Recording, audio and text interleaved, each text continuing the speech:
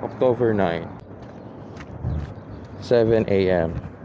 Exercise muna tayo para maganda-ganda ang katawan sa buong araw. Huwag muna mag-isip ng kahit na ano. Leave it to the gods. Lutin lang natin for 1 year. Kunting stretch lang para maiba naman. Ikot tayo ng ganito dito sa gilid. Maglalakad tayo 3 hours. Umpisahan ko sa block 3.